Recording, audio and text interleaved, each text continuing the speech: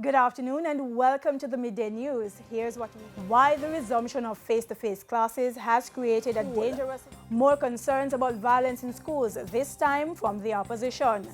And Jamaican and Caribbean #1 drops out of top 100 in squash rankings. I'm Krista Campbell and here are the details.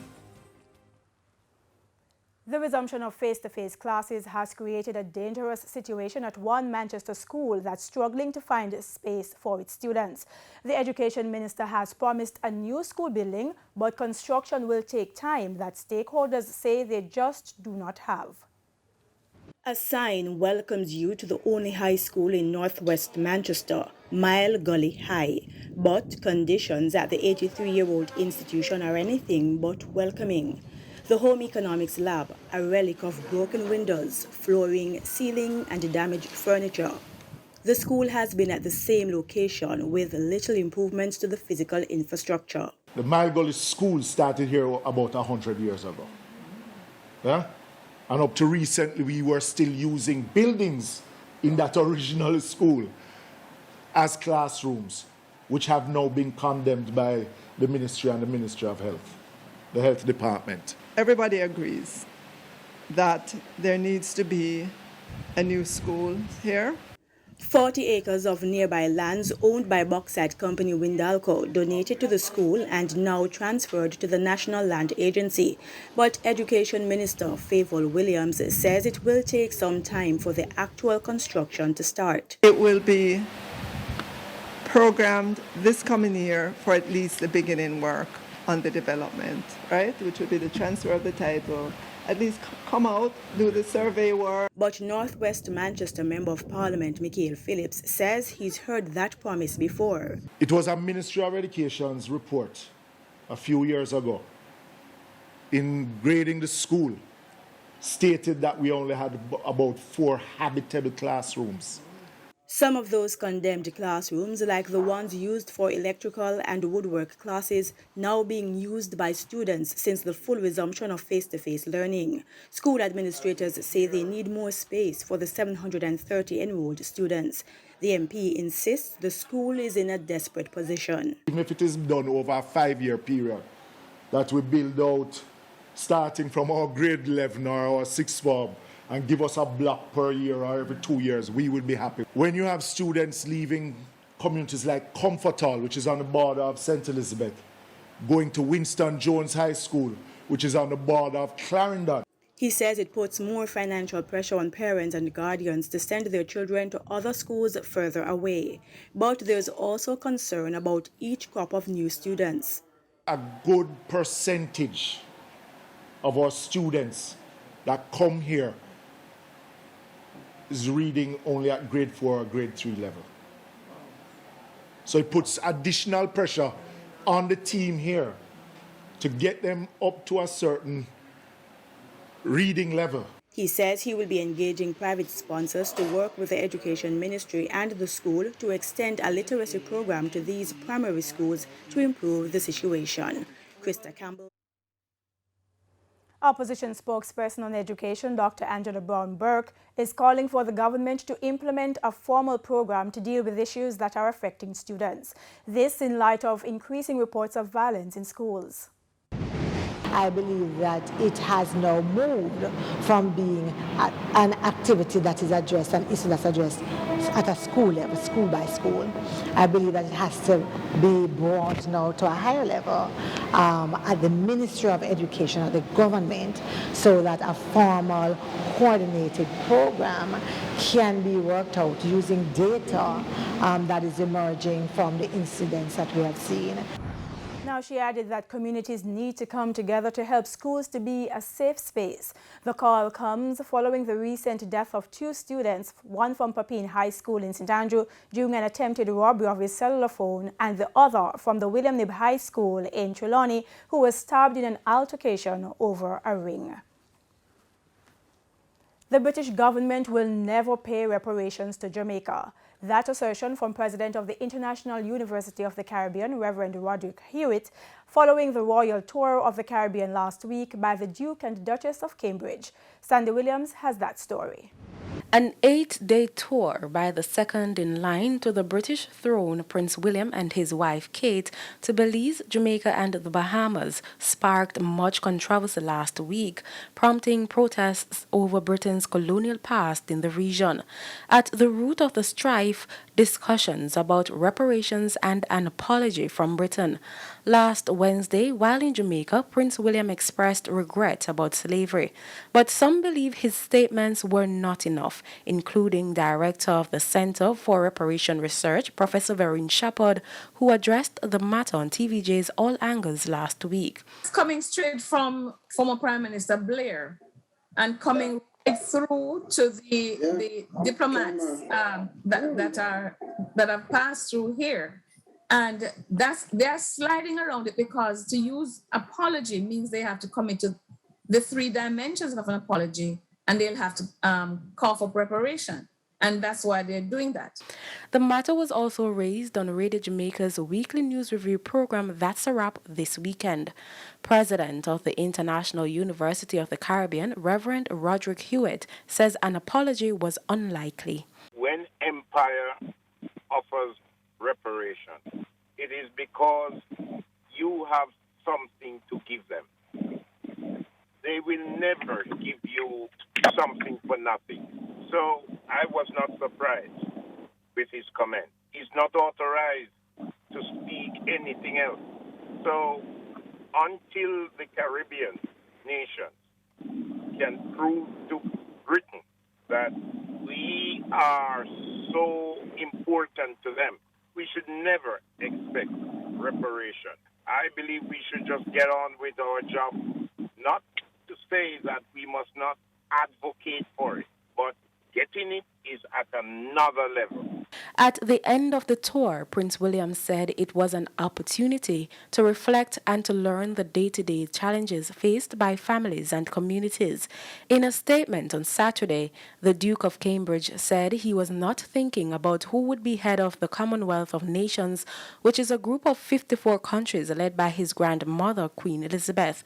Prince William added that he is committed to supporting Commonwealth countries in whatever way they think best. Sandy Williams, TVJ News. The Nurses Association of Jamaica is raising concerns about the recent government decision to lift COVID-19 measures under the Disaster Risk Management Act. The association's president believes this will mean more pressure on public sector nurses. Shamela Pullen reports. Currently, close to 3,000 nurses are employed to the public sector. They serve 25 public hospitals, 370 health centers, and other sectors within the island. President of the Nurses Association of Jamaica, Patsy Edwards Henry, says the nurses are spread thin as the country continues to operate with just 50% of the nurses it needs to function. So now, with the lifting of the Disaster Risk Management Act, Mrs. Edwards Henry explains it means more pressure on the island's nurses. We have to understand that a number of the areas within which the nurses work are, as I would say, tight for space. They're small, and the population is now coming back out, so persons are going to want to be in these areas. It's going to be difficult on nurses.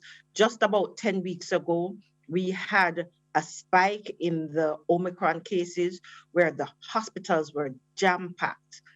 And I see us probably not going to a jam-pack, but I see us going back to a position where the COVID-19 cases are going to spike. Additionally, close to 300 nurses have migrated since the start of the year. At the same time, there are scores of the healthcare professionals who are in search of jobs locally. The public sector is not employing as many as are needed, even although we are graduating nurses. So at the last sitting of the RENR, when the results came out earlier this month, we have over 270 nurses who are ready for employment. But the public sector is not going to employ all of those nurses. So we still have a number of nurses who are underemployed in Jamaica and a number who are unemployed.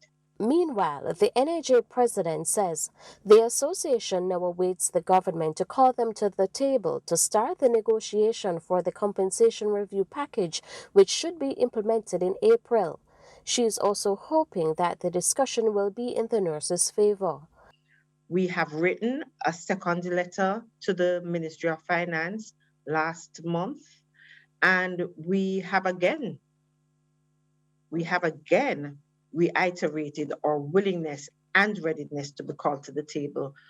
We have not yet been called, and we are hoping that even with the compensation review, that in terms of posts, we can have that discussion where we can have our nurses employed with a level of stability of tenure. Shimela Pulen, TVJ News. And we head to a break now here on the Midday News, but stay with us, more stories when we return. Welcome back to the Midday News. Residents of Hughenden in St. Andrew are frustrated about the state of the roads in their community. But as we hear in this report from Cody and Barrett, residents decided to take things into their own hands. Unreliable.